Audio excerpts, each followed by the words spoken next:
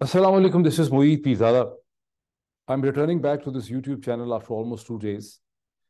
इन 2 दिनों में जब मैं ट्रैवल कर रहा था और एक्सप्लेन भी करता हूँ कि कहाँ था, पाकिस्तान की सियासत की कहानी मसलसल अनफोल्ड होती रही एक फिल्म की तरह। और अब एक ऐसी स्टेज पे ये कहानी आ गई है जहाँ ये ख़तरा महसूस किया जा सकता है कि कहीं पाकिस्तान की फेडरल गवर्नमेंट जो कैश स्ट्रैप्ड है, बैंकरप्ट है, जिसके बोझे में धेला नहीं है, वो कहीं पाक अफगान टेंशन्स का फ़ायदा उठाने की कोशिश ना करे। कहीं वो ये ना सोचे कि कहीं पाक बढ़ती हुई पाकिस्तान अफगानिस्तान टेंशन, जिसकी असल हकीकत भी कोई ठीक तरह से समझ नहीं आ रही कि ये क्यों हो रहा है, उसमें अपने लिए कोई माली फाइनेंशियल एडवांटेज देखने की कोशिश ना करे। पर इसकी तरफ मैं आऊँगा as I connect the dots. इन 2 दिनों में मैं कहाँ था, that's an interesting thing. I was in New York. Brooklyn public library अपनी एनुअल विंटर सेल्स कर रही थी किताबों की। पता चला किसी फ्रेंड से कि एक हार्ड बाउंड बुक जो है वो $2 की मिलेगी, और मैं भी वहाँ पे पहुँचा अलॉन्ग विद द फैमिली। और वहाँ पे बहुत ही ज़्यादा रश था। सुबह 9 बजे जब लाइब्रेरी खुली तो वहाँ पे लोग अपने सूट केसेस लेके आए हुए थे किताबें खरीदने के लिए। मैं भी अपने सूट केस लेके गया हुआ था, और हर किस्म के लोग थे, गोरे, काले, नीले, पीले, हर तरह के लोग थे। एक किस्म की कैटेगरी के लोग वहाँ पे बहुत कम थे। वहाँ कोई पाकिस्तानी ओरिजिन लोग नज़र नहीं आए। इंडियन फैमिलीज मुझे नज़र आई, इंडियन प्रोफेशनल्स मुझे नज़र आए। एक सिर्फ खातून नज़र आई जिनके साथ कोई बच्चा था, जो बच्चों की किताबें खरीदने के लिए वहाँ पे आई हुई थी। Otherwise there was total absence of Pakistani origin American over there. ये भी एक सूरत हाल और अलमिया है जिसके हवाले से मैं फिर कभी बात करूँगा। अभी तो सूरत हाल ये है कि गुज़िश्ता 48 घंटों में जो की डेवलपमेंट शेप हुई हैं पाकिस्तान में, एक तो सेनेटर आजम सवाती साहब का सेगा है, जिसके हवाले से एज वी स्पीक कराची में सिंध हाई कोर्ट के 2 मेंबर बेंच और पैनल जो है, उसने सेनेटर आजम सवाती साहब के साहिबजादे उस्मान सवाती, जो गलबन बैरिस्टर हैं खुद भी, उनकी जो पिटिशन है कि मेरे वालिद साहब के खिलाफ जो इतने केसेस बनाए गए हैं, इसकी नेचर क्या है, उस पिटिशन की समात जो है वो सिंध हाई कोर्ट के 2 मेंबर बेंच ने शुरू की है, जिसे परहैप्स जस्टिस के आगा लीड कर रहे हैं। और आईजीपी सिंध को रोस्टर पे बुलाया गया है एक्सप्लेन करने के लिए कि सेनेटर आजम सवाती साहब के खिलाफ जो एफआईआर्स हैं, इनकी नेचर क्या है। सेनेटर आजम सवाती साहब की एफआईआर्स के हवाले से मैं फिर बात करूंगा, बिकॉज ये फिट होती है किसी और डिस्कशन के कॉन्टेक्स्ट में। एक और बहुत इंपॉर्टेंट डेवलपमेंट वो है गुज़श्ता 48 घंटे की, जब थर्सडे की इवनिंग से एक अफवाह चली कि पाकिस्तान के आर्मी चीफ जनाब जनरल आसिम मुनीर साहब जो हैं, along with his family and some other officers, वो गए हैं armed forces institute of cardiology AFIC में, जहाँ शहीद अरशद शरीफ की वालिदा जो हैं, जो बीमार हैं, आर्ज़ाए कलब में हैं, दिल की बीमारी का शिकार हैं। और जब सुप्रीम कोर्ट की प्रोसीडिंग और हेयरिंग से निकली तो उनकी तबीयत ख़राब हो गई और उनको एएफआईसी में दाखिल किया गया। पहले उनको इस्लामाबाद के नेवल हॉस्पिटल पे रखा गया, फिर नेवल हॉस्पिटल में उनकी तबीयत जो है वो ठीक नहीं हो सकी, तो उन्हें वहाँ से शिफ्ट किया गया to armed forces institute of cardiology AFIC, जो पिंडी में है, और बहुत बहुत ही प्रोफेशनल इदारा है। पाकिस्तान का वन ऑफ द बेस्ट जो कार्डिक केयर इंस्टीट्यूट है वो एएफआईसी है। और एएफआईसी में थर्सडे की शाम को पाकिस्तान के army chief general Asim Munir along with his staff officers, along with his perhaps wife, और जो पता चल रहा है, और कुछ और ऑफिसर्स के साथ वहाँ पे आए उनकी अयादत करने के लिए। और इस हवाले से जो पहले खबर आई वो बहुत होपफुल थी। वो खबर ये थी कि उन्होंने कहा है कि माँ जी, अरशद के जो कातिल हैं वो बहुत जल्दी जेल में होंगे। और इस खबर का बड़ा ढंढोरा पीटा गया, इस पर बड़ी एक्साइटमेंट थी। थर्सडे की रात को, फ्राइडे के सारा दिन भी इसका चर्चा होता रहा। लोग एक दूसरे से पूछते रहे, मुझसे भी 2-3 लोगों ने पूछा कि कंफर्म आप करते हैं इसको, और डिफरेंट सोर्सेस थे, इसने बताया, उसने बताया, इधर से सुना, उधर से सुना, वो खबर चलती है। लेकिन अब जिस तरह से बहुत से वीलॉगर्स इस पे क्लेम कर चुके हैं, और उस वक्त भी लग रहा था कि जो ओवर ऑप्टिमिस्टिक किस्म की खबर है, जो बहुत ही पॉजिटिव दिखाई गई है, ये कुछ थोड़ा ठीक नहीं लग रही, रैशनली फिट नहीं होती सिचुएशन के अंदर, सर्कमस्टेंशली जो है लगता था मुश्किल होगी। लेकिन अब तो पिक्चर ये क्लियर हुई है कि पाकिस्तान के आर्मी चीफ और उनके साथ जो ऑफिसर्स थे या बेगमात थी, उन्होंने शहीद अरशद शरीफ की वालदा को ये समझाने की कोशिश की है कि आपके जहन में जो शकूक हैं और आप जिन लोगों पे शक करती हैं, जिन ऑफिसर्स के आपने नाम लिखवाए हैं, जिसमें पाकिस्तान के एक्स आर्मी चीफ भी हैं, जनरल कमर जावेद बाजवा, फिर एक DGC हैं, ISI के कुछ और ऑफिसर्स हैं। तो ये लोग तो बिल्कुल मासूम हैं और इनका कोई लेना देना नहीं है, बल्कि और लोगों के नाम वहाँ पर जो जो खबर आ रही है, हो सकता है इसमें मुबालगा हो, ये एग्जेजरेटेड हो, ये सही ना हो, लेकिन और लोगों के नाम भी वहाँ पे लिए गए हैं और इन लोगों की सफाई देने की कोशिश की गई। इन अदर वर्ड्स, अरशद शरीफ की फैमिली को, उनके बच्चों को, सब लोगों को एक तरह से ये मैसेज दिया गया है कि आपने जिन लोगों के नाम लिखवाए हैं, आप इससे पीछे हटें। This is the picture that actually develops.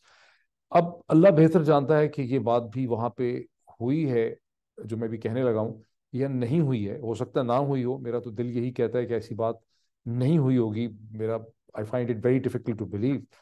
लेकिन सुनने में आ रहा है कि वहाँ ये भी कहा गया, जब अरशद शरीफ की फैमिली की तरफ से, उनकी वालदा की तरफ से, उनकी बेटी की तरफ से सवाल उठाया गया कि आखिर अरशद शरीफ के खिलाफ ये जो 16 FIRs हैं, ये किसने दर्ज की हुई थी, दुबई से उनको किसने निकलने पे मजबूर किया। तो उसके जवाब में जिम्मेदार लोगों ने कहा कि जी छोड़ें, FIRs तो होती रहती हैं, अरशद की जिंदगी को पाकिस्तान में कोई खतरा नहीं था। यानी मुमकिन है कि ये चीज़ ना कही गई हो। I find it very difficult to believe, because अगर ये बात ऐसे है, अगर कोई ऐसे सोचता है, तो इसका मतलब है कि ये कहने वाला ये सोचता है कि पूरा पाकिस्तान एक प्रिजन कैंप है, एक कॉन्सेंट्रेशन कैंप है। जैसे सेकेंड वर्ल्ड वॉर में जूविश कॉन्सेंट्रेशन कैंप या गुलग होते थे, तो पाकिस्तान एक गुलग है और इसमें जितने भी पाकिस्तानी हैं, वो MNAs हों, MPAs हों, सेनेटर्स हों, मीडिया एंकर्स हों, सेलिब्रिटीज हों, सहाफ़ी हों, कॉलमिस्ट हों, बिजनेसमैन हों, उनको जब चाहे गिरफ्तार किया जा सकता है। उनके खिलाफ चाहे तो 10 FIRs हों, 15 हों, 20 हों, 25 हों। ये तो उन बेचारों की कीड़े मकोड़ों की तौर पर ये जिम्मेदारी है कि अदालतों में खड़े रहें, जलील होते रहें, डरते रहें, इनसिक्योर रहें।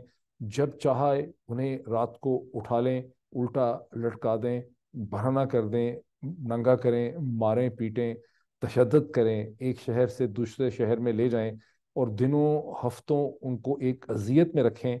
लेकिन इससे फर्क कोई नहीं पड़ता, ये तो उनकी किस्मत में है। हाँ, इसका हरगिज ये मतलब नहीं है कि उनकी ज़िंदगी को कोई ख़तरा है।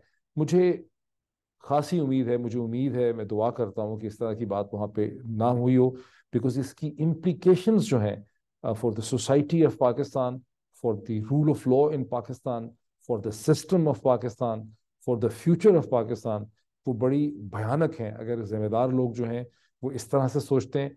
इससे मिलती जुलती बात एक प्रेस कॉन्फ्रेंस में भी की गई थी, जहां ये कहा गया था, अरशद शरीफ का जिस दिन जनाजा था उस दिन कोई प्रेस कॉन्फ्रेंस हुई थी, जिसमें कहा गया था कि अरशद शरीफ की जिंदगी को पाकिस्तान में कोई खतरा नहीं था। यानी आप किसी का ताकुब करें, उसको दुबई से दौड़ा दें, उसके खिलाफ 16 FIRs काटें, उसकी जिंदगी अजीरन कर दें, उसे खौफ में मुब्तला कर दें और फिर कहें कि उसकी जिंदगी को कोई खतरा नहीं है। This brings us back to another important drama जिसका मैंने शुरू से जिक्र किया, और वो है सेनेटर आजम सलाती साहब का सैगा, जिनके हवाले से सिंध हाई कोर्ट ने अब से कोई 1.5-2 घंटे पहले अपनी समाअत का आगाज़ किया है। अभी ये कंक्लूड नहीं हुई। इसकी पिटिशन जो है 2-3 दिन पहले सेनेटर आजम सवाती साहब के साहिबजादे, जो खुद भी वकील हैं, उस्मान सवाती उनका नाम है, और उनके वकला ने एक पिटिशन डाली हुई है। ऐसी ही पिटिशन उन्होंने एक बलूचिस्तान हाई कोर्ट में भी डाली थी। अब थोड़ी सी आप अगर रिसर्च करेंगे गूगल के ऊपर, तो पाकिस्तान के बहुत से अखबारात की स्टोरीज और हेडलाइंस आपको मिलेंगी। उसमें डॉन भी है, ट्रिब्यून भी है, नेशन भी है, कुछ और अखबारात भी हैं, न्यूज़ भी है शायद। और वहां देखेंगे कि 6 दिसंबर को बलूचिस्तान हाई कोर्ट के 2 मेंबर बेंच जो है, उसने एक फैसला किया। उसने कहा कि सेनेटर आजम सवाती साहब के, और वहां पर भी उस्मान सवाती ही पिटिशन लेकर गए हुए थे, तो जो 2 मेंबर बेंच था उसने 6 दिसंबर को अपने फैसले में ये कहा कि सेनेटर आजम सवाती के खिलाफ बलूचिस्तान में कोई और FIR दर्ज नहीं हो सकती। इस अदालत के इजाज़त के बगैर उन्हें बलूचिस्तान से किसी और सूबे के हवाले नहीं किया जा सकता। उन्हें कोयटा से बलूचिस्तान के दूर दराज मकामात पे नहीं भेजा जा सकता। This is the verdict of a 2 member bench of Balochistan high court on 6 दिसंबर। 9 दिसंबर को हिस्टोरिक फैसला किया जस्टिस हाशिम काकड़ साहब ने, जब उन्होंने सेनेटर आजम सवाती साहब के खिलाफ जो 5 FIRs थी बलूचिस्तान में, उन्हें उन्होंने इनवैलिड करार दिया। पुलिस को कहा इन्हें ख़त्म करें और सेनेटर आजम सवाती साहब को रिहा कर दें। अब ये दोनों डिसीजंस मैंने आपको बता दिए। बावजूद इन दोनों डिसीजंस के उसी दिन 9 दिसंबर को ही सेनेटर आजम सवाती साहब के खिलाफ जराए से पता चलता है, अखबारी जराए से पता चलता है कि 2 मजीद FIR, यानी 6 दिसंबर को बलूचिस्तान हाई कोर्ट का 2 मेंबर बेंच ये फैसला सुनाता है कि ये FIR जो हैं फ्रिवलस हैं और मजीद कोई FIR बलूचिस्तान में उनके खिलाफ नहीं काट सकते। अखबार की स्टोरी है। लेकिन 9 तारीख को 3 दिन के बाद 2 FIR मजीद उनके खिलाफ बलूचिस्तान में काटी जाती हैं और उसके बाद बताया जाता है, खबर आती है कि सिंध की पुलिस के उन्हें हवाले कर दिया गया है, बावजूद इस डिसीजन के कि उन्हें किसी और सूबे की पुलिस के हवाले नहीं किया जाएगा। कोई वजह निकाल ली गई होगी। अब इसमें एक और इंटरेस्टिंग बात यह है कि सुप्रीम कोर्ट ऑफ पाकिस्तान बहुत पहले, कई महीनों पहले ये फैसला कर चुकी है कि एक ही जुर्म में या एक ही इल्ज़ाम में मल्टीपल FIR दर्ज नहीं की जा सकती। लेकिन उसके बावजूद सेनेटर आजम सवाती के खिलाफ एक ही इल्ज़ाम में 25 FIR जो हैं दर्ज की गई हैं, जो फेडरेशन में भी हैं, इस्लामाबाद में भी हैं, गालिबन पंजाब में भी हैं, वो बलूचिस्तान में भी हैं, वो सिंध में भी हैं। कंबर जो है शाकोट, वहाँ उनका 3 दिन का रिमांड दिया है पुलिस ने। और भी कई ऐसे सिंध के शहर हैं जहाँ उनके खिलाफ FIR काटी हुई हैं। मुझे उम्मीद है कि सिंध हाई कोर्ट शायद आज ही उनके लिए कोई रिलीफ का बंदोबस्त करे, आज नहीं तो कल उनके लिए रिलीफ का बंदोबस्त करेगी। लेकिन इसकी क्या गारंटी है कि जब सिंध हाई कोर्ट उनको रिलीज करेगी तो किसी और सूबे में, इस्लामाबाद में, पंजाब में उनको दोबारा गिरफ्तार नहीं कर लिया जाएगा। बिकॉज पर्पस तो यहाँ पे क्लियरली ये है कि आप उनको हैरेस करें। यहाँ जो पर्पस समझ आता है वो ये है कि आप इतना हैरेसमेंट करें, इतना टेरराइज करें एक शख्स को जिसने कुछ बोला है कि वो तौबा कर ले, इतना जिच हो जाए, इतना थक जाए कि हथियार डाल दे और दोबारा कभी सोचने समझने की बात ना करे और बोले ना। अब ये जहन में रखना बहुत ज़रूरी है, जैसे कि फॉर्मर प्राइम मिनिस्टर पाकिस्तान जनाब इमरान खान साहब ने इस हवाले से बहुत से ट्वीट्स किए हैं सेनेटर आजम सवाती साहब के हवाले से। एक उनकी जो ट्वीट्स हैं, जो सीरीज ऑफ ट्वीट्स हैं, वो बड़े इंटरेस्टिंग हैं, जहां उन्होंने कहा कि मौजूदा पाकिस्तान में क्या हो रहा है, पाकिस्तान की हालात को अगर आपने समझना है तो दो चीज़ों का कंपैरिजन कर लें कि एक तरफ सेनेटर आजम सवाती जिसने ट्वीट्स किए हैं और अपना एक मौक़िफ़ जो है उसने एक्सप्रेस किया है, कितना ही गलत किया है सही किया है, उसका घर भी हिस्सा मस्मार हो गया है। इस्लामाबाद में कैपिटल डेवलपमेंट अथॉरिटी ने सेनेटर आजम सवाती के फार्म हाउस को सील कर दिया है, कोई टेक्निकल इशू निकाल के। और दूसरी तरफ से सेनेटर आजम सवाती मसलसल कैदोबंद की सोबतें गुजार रहे हैं, पहले अरेस्ट हुए फिर रिलीज हुए। और कंपैरिजन उन्होंने किया है इनका सुलेमान शहबाज साहब के साथ, जो 4 साल पहले पाकिस्तान से सेल्फ एग्जाइल में चले गए थे। उस वक्त अरबों रुपए की करप्शन के उन पर इल्ज़ाम थे, वो इल्ज़ाम अभी भी हैं, लेकिन अदालतों ने ये हुक्म दे दिया है कि कोई इदारा FIA नैब वगैरह जो है उनको अरेस्ट नहीं कर सकता, और वो बड़े एक हीरोज वेलकम के तौर पे पाकिस्तान वापस आए। तो इमरान खान साहब का कहना है कि this is the comparison that helps you understand the nature and direction of Pakistan, कि पाकिस्तान किस डायरेक्शन में जा रहा है और पाकिस्तान की इस वक्त की जो सूरत हाल है वो क्या है। अब सेनेटर आजम सवाती साहब के हवाले से जिस कानून को प्रिडोमिनेटली इस्तेमाल किया गया, वैसे तो कवानीन बहुत से यूज़ किए गए, बहुत से सेक्शंस हैं उसके में, उनके नाम लेने की कोई ज़रूरत नहीं है। जैसे पीका है, पाकिस्तान इलेक्ट्रॉनिक क्राइम एक्ट, जिसका ऑर्डिनेंस पहले 2016 में आया था और फिर 2021-22 में जब तहरीक इंसाफ की हुकूमत थी तो उसको मजीद ताकतवर बना के उसको अप्रूव करवाया गया। और अप्रूव करवाने वाले वही थे जिन्होंने 2016 में पहले कानून जो है वो बनवाया था। यहाँ पर मैं एक टेक्निकल लीगल पॉइंट थोड़ा सा आपके सामने रखना चाहता हूँ, वो ये है कि पाकिस्तान में ये जो कोई भी तशद्दुद या दहशत गर्दी और हैरेसमेंट की जा रही है, ये बज़ाहिरन कवानीन के ज़रिए की जा रही है। इसके एक्सक्यूज़, इसकी एक्सप्लेनेशन ये है कि ये FIRs एक सर्टन कानून के तहत काटी जा रही हैं, ये गिरफ्तारियां एक कानून के तहत हो रही हैं। ये पुलिस, ये FIA, ये IB, ये अदालतें, ये सब कुछ जो है ये एक कानून के तहत जो है वो ऑपरेट कर रही हैं। यहाँ पर ये समझना बहुत ज़रूरी है एज ए कीन student of law, for all students of law and all for lawyers and for media, कि ये सही है कि कोई नेशनल असेंबली, कोई पार्लियामेंट, कोई लेजिस्लेटिव बॉडी, कोई कानून साज इदारा कानून कोई भी बना सकता है। जो पुराने ज़माने में LLB की बेसिक पहले दिन की किताब हुआ करती थी, उसके शुरू में होता था कि पार्लियामेंट ऑटोनमस है, सॉवरन है, और वो ये कानून बना सकती है कि all blue eyed babies should be killed.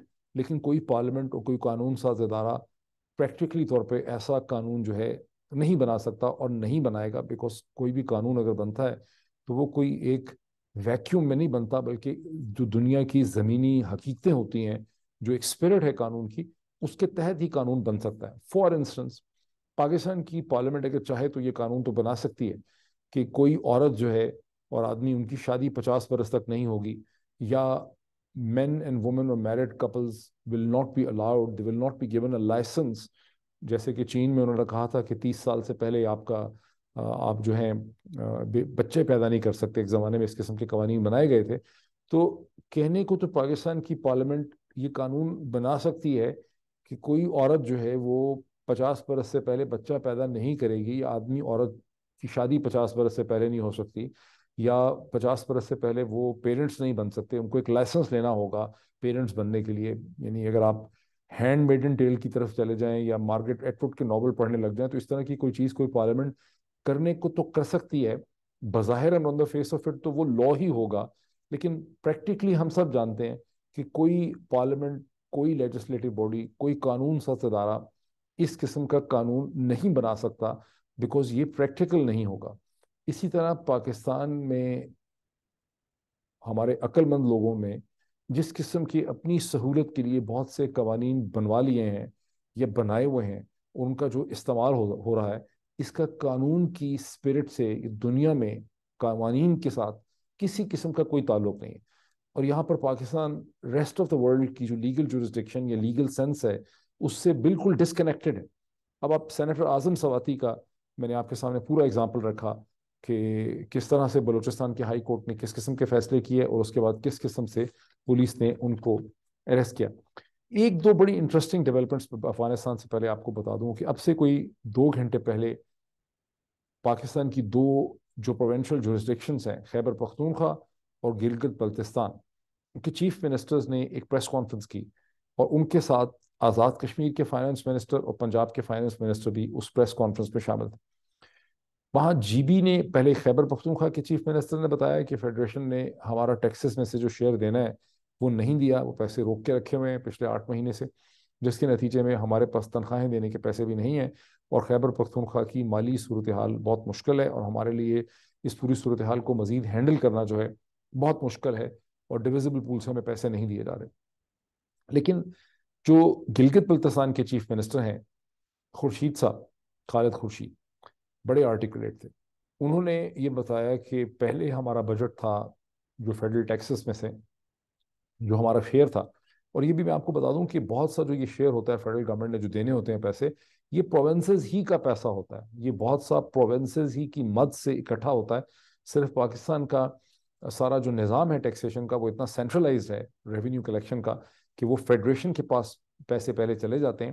جس ملک میں میں ہوں، یہاں ہر شہر، ہر کاؤنٹی اپنے ٹیکسز اور اپنے پیسے خود ریز کرتے ہیں، اپنی ایجوکیشن کے لیے، اپنی ہیلتھ کے لیے، اپنی پولیسنگ کے لیے، اپنے لا اینڈ آرڈر کے لیے. فیڈرل گورنمنٹ سے بھی لیتے ہیں، لیکن ان کے پاس اپنا بہت زیادہ پیسہ ہوتا ہے. پاکستان میں جو میونسپل اتھارٹیز ہیں، جو پروونشل گورنمنٹس کے پاس تو پھر پیسے ہوتے ہیں، لیکن پاکستان میں پیسے کی ڈسٹریبیوشن اوپر سے کی جاتی ہے، اور اس کی کوئی گراؤنڈ لیول کلیکشن جو ہے اس کے میکینزمز ڈیولپ نہیں کیے جا سکے. بہرحال جی بی کے چیف منسٹر کا یہ کہنا تھا کہ اس گورنمنٹ نے ہمارا جو شیئر تھا ٹیکسز کا یا فیڈرل گورنمنٹ کا، اس کو 40 ارب سے کم کر کے پہلے 25 ارب کر دیا، اور جو 25 ارب کیا ہے 25 بلین، اس میں سے ہمیں صرف 2.8 بلین ملے ہیں. اور ہمارے سامنے فلڈ کی سچویشن ہے، گلیشیئرس کی سچویشن ہے، لا اینڈ آرڈر کی سچویشن ہے، ہم بڑے اسٹریٹجک ایریا کے اندر ہیں، ہمیں تنخواہیں دینی ہیں، اور ہمارے پاس بالکل پیسے نہیں.